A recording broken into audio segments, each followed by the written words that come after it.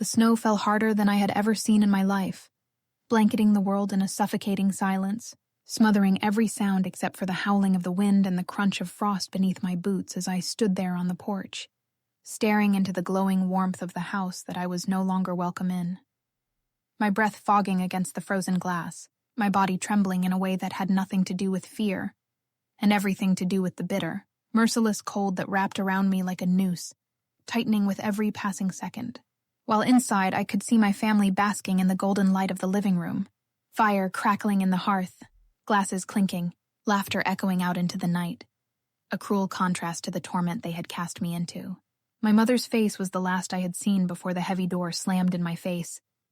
Her lips curled into a smirk, her voice dripping with venom as she said, "If you can't respect us, then freeze out there. Maybe you'll finally learn your place."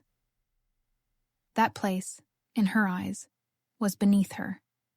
Beneath them all. A perpetual servant to their pride. A puppet whose strings they had pulled since the day I was born. My father had not spoken a word, his silence louder than any insult, his indifference cutting deeper than the icy wind. He had merely poured himself another glass of whiskey, the amber liquid catching the light like a mocking flame as if to say my suffering was not worth interrupting his comfort. My brother and sister had not bothered to hide their amusement. They had sat there, mugs of steaming hot chocolate in their hands, staring at me through the glass as if I were some pathetic stray animal scratching at the window for scraps, their laughter piercing through the thick barrier, carrying out into the night air with merciless cruelty, every chuckle another dagger in my chest. I could still see my sister's face, her perfect little smile twisted with malice, her hand pressed flat against the window as she mouthed the words I would never forget. Die out there.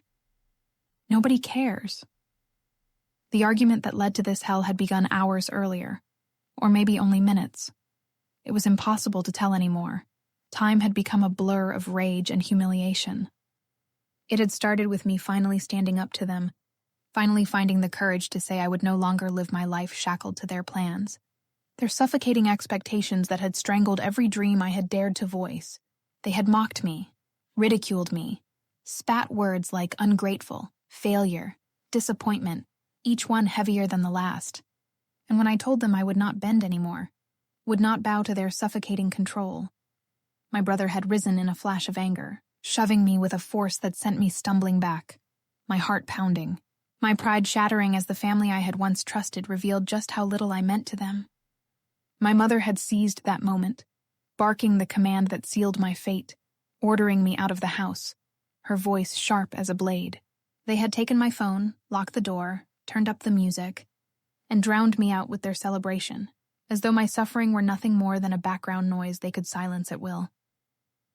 The cold wasted no time in claiming me. It seeped through the thin fabric of my clothes, crawling across my skin like icy fingers, numbing me from the outside in.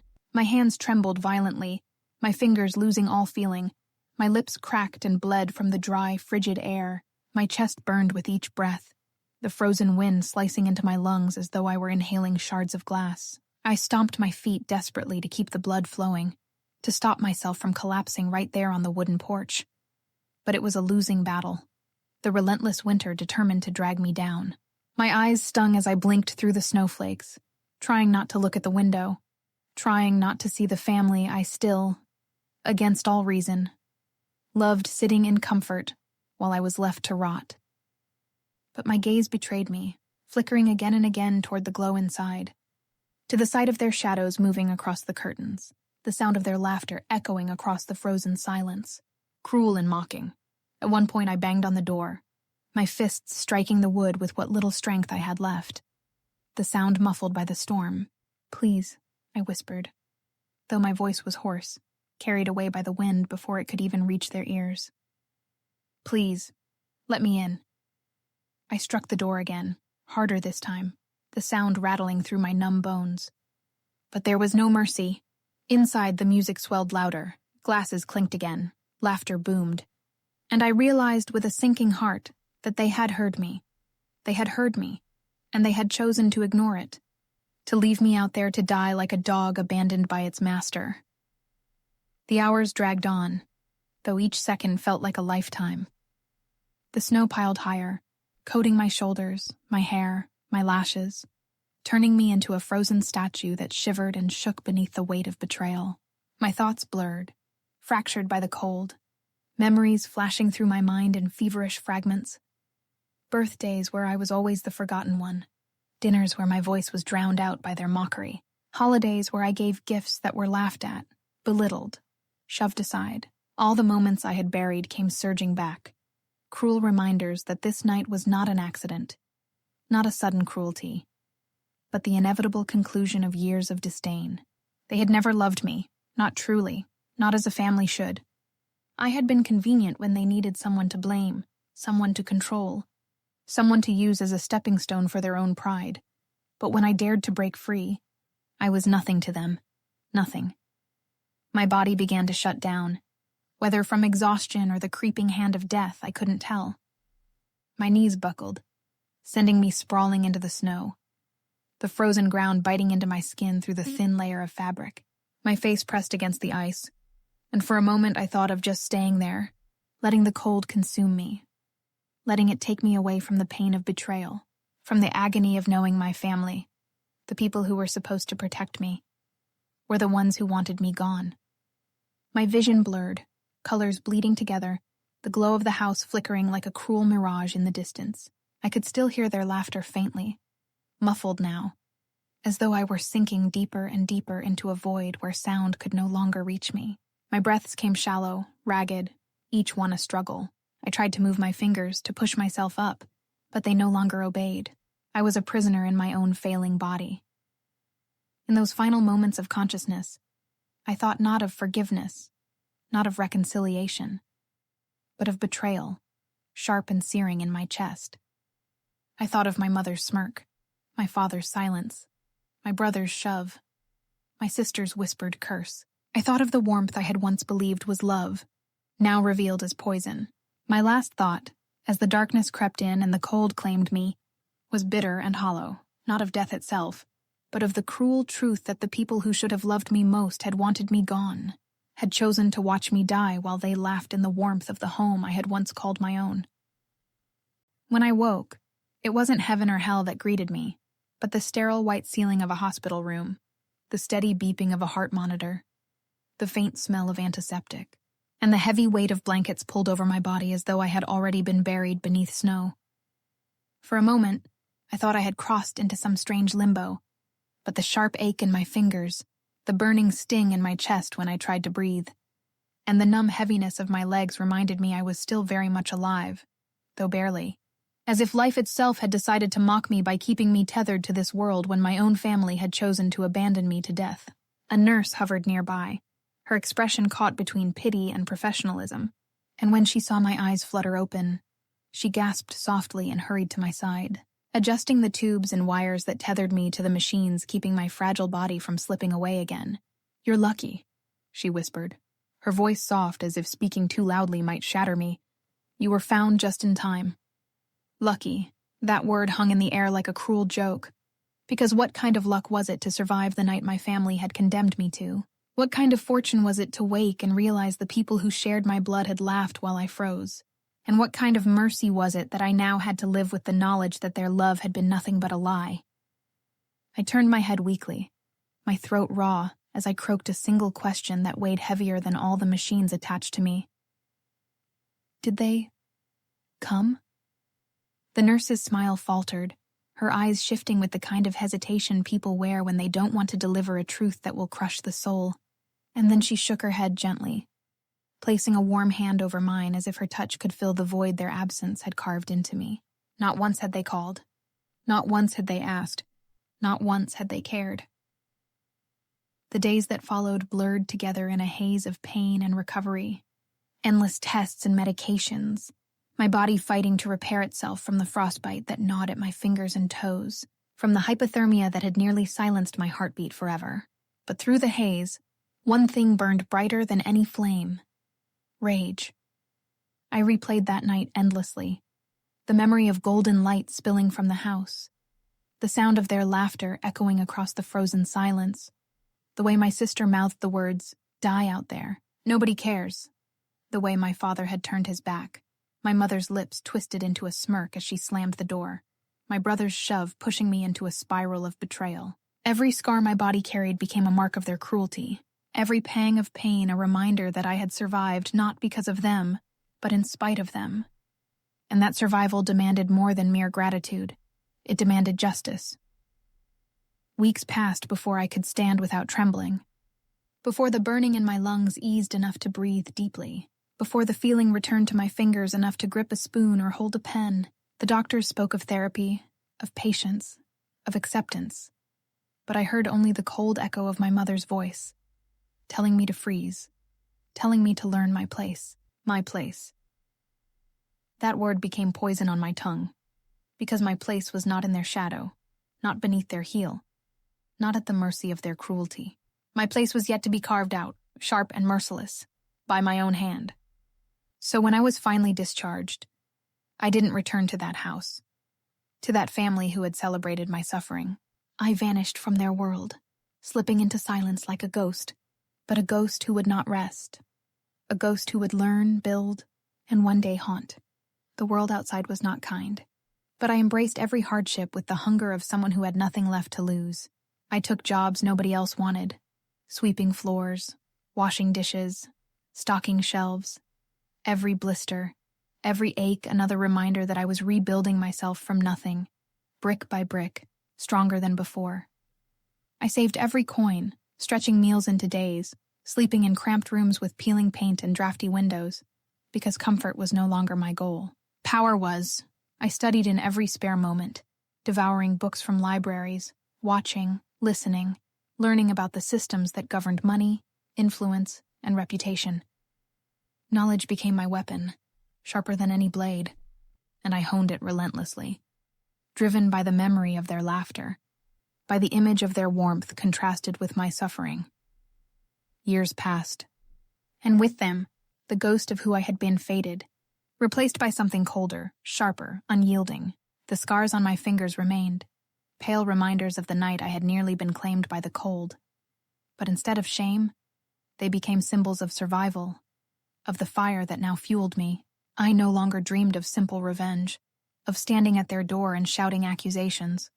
No, my hunger had evolved into something far greater, something patient and precise. I wanted them to taste the same isolation I had endured, the same bitter cold, but not of winter's snow. No, I wanted them to feel the cold of abandonment, the frost of shattered reputations, the freeze of a world turning its back on them as they had turned theirs on me. So I began to gather information, secrets, weaknesses. My father, the proud man who once drank whiskey by the fire as I froze outside, was drowning in hidden debts he had kept buried from the neighbors, from his friends, from anyone who admired the mask of success he wore so tightly. My brother, the golden child who had shoved me without consequence, had clawed his way into a job through lies and deceit, and the illegal dealings he dipped his hands into were fragile glass waiting to be shattered.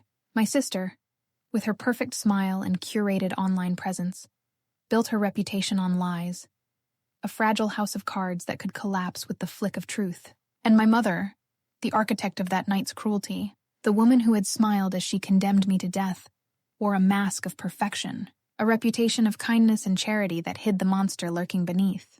I uncovered each truth carefully, piece by piece, never rushing, never exposing myself. Because ghosts do not act recklessly. They haunt patiently, unseen, until the time is right to strike. They thought I had disappeared, perhaps even died, and in that belief they grew careless, secure in their lies. They celebrated holidays, posted pictures, smiled for the world, all while forgetting that the shadow they had cast out had survived, grown stronger, and was now watching from the darkness. And as I watched, I built myself into something unrecognizable, no longer the weak child begging at their door, but a figure cloaked in independence, resilience, and a hunger for justice that no storm could ever extinguish.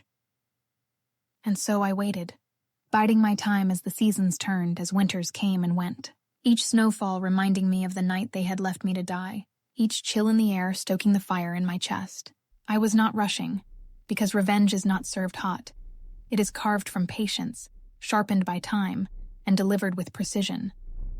One day, I promised myself, I would return to that house, not as the broken figure they had thrown into the snow, but as the storm they had created, the winter they thought had killed me, but instead had forged me into something far colder, far stronger, and utterly unstoppable. The day of reckoning came with snow, as if the very sky remembered what had been done to me years before, the flakes tumbling heavy and silent through the air, blanketing the streets in the same cold white that had nearly claimed my life. But this time I was not shivering. I was not broken. I was not the desperate figure begging at a locked door. I was a storm walking on two legs, a shadow reborn, my heart beating with calm precision as I approached the house that had once been both my prison and my grave. The house that glowed so warmly that night while I froze outside. The house that had sheltered my betrayers as they laughed at my suffering. The house that now stood like a monument to cruelty waiting to be toppled. They didn't recognize me at first when I appeared on the path, dressed sharply in a tailored coat, my shoes crunching against the snow with each deliberate step, my head held high, my eyes fixed not on the warm lights of the living room, but on the storm that was about to rip the mask off their lives. Inside, they were the same as they had always been. My father, with his glass of whiskey in hand. My mother perched like a queen with her air of superiority. My brother still loud and smug. My sister still preening with her perfect smile. And it struck me how little they had changed. How they had remained frozen in their arrogance while I had transformed, forged by suffering into something far colder and stronger than they could ever imagine. I stood at their door not as the outcast but as judgment itself. And when I finally knocked, it was not with desperation but with the slow, thunderous rhythm of fate demanding entrance. My father opened it, his face weathered but his pride intact, his eyes narrowing as he took me in, recognition dawning too late to save him from the ruin already descending. He tried to sneer, to form the same words he had once wielded like weapons, but his voice caught when I leaned close and whispered, "The debts you thought hidden, they know."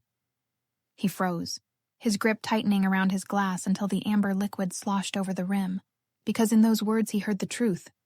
I had exposed him. I had handed his unpaid loans and secret deals to the creditors and authorities. And soon men with badges and ledgers would come to strip him of the house he had once chosen over me. His jaw worked silently. But before he could speak, I pushed past him into the warmth that no longer stung me. A warmth that felt like a battlefield I now controlled. My mother rose immediately, her voice sharp, commanding me to leave, still clinging to her delusion of power.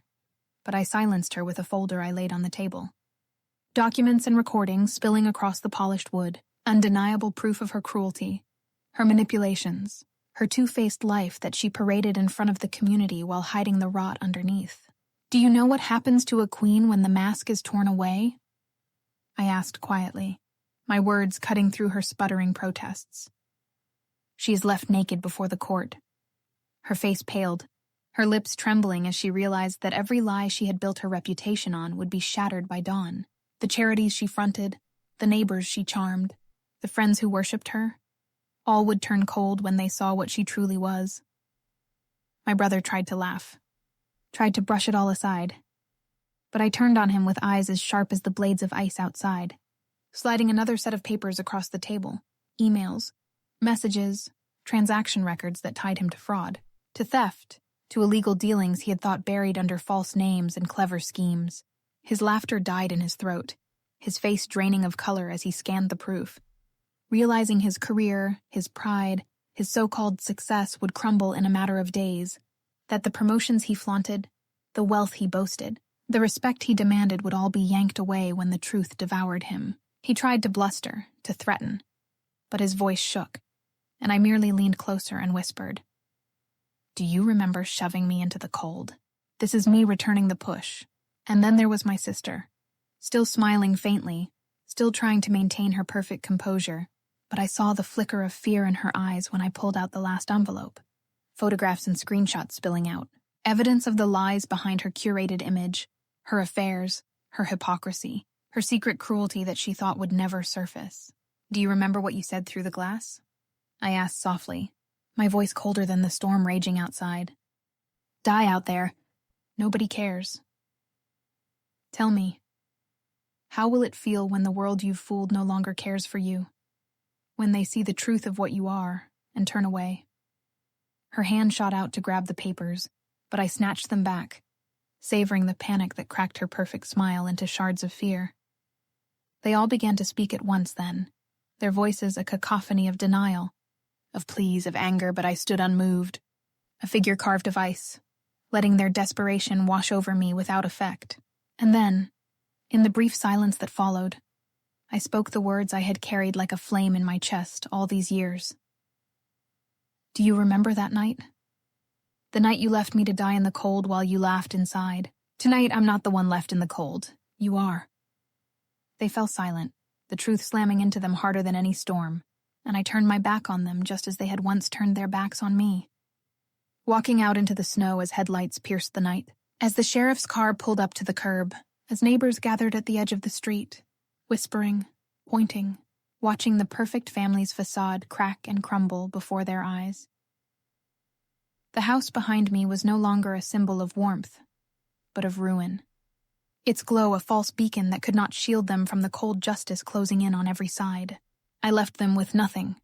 No home, for it would be seized. No wealth, for it would be claimed. No reputation, for it would be shattered. No pride, for it would rot under the weight of exposure. Only the bitter cold of a world that no longer pitied them remained, a fitting mirror of the night they had forced me into the snow. I walked away without looking back, the storm swirling around me, but for the first time in years, I felt warmth, not from fire, not from family, but from the justice I had carved with my own hands, the justice that had been denied me that night. Revenge had been my only companion, cold and constant, and now it had delivered me peace.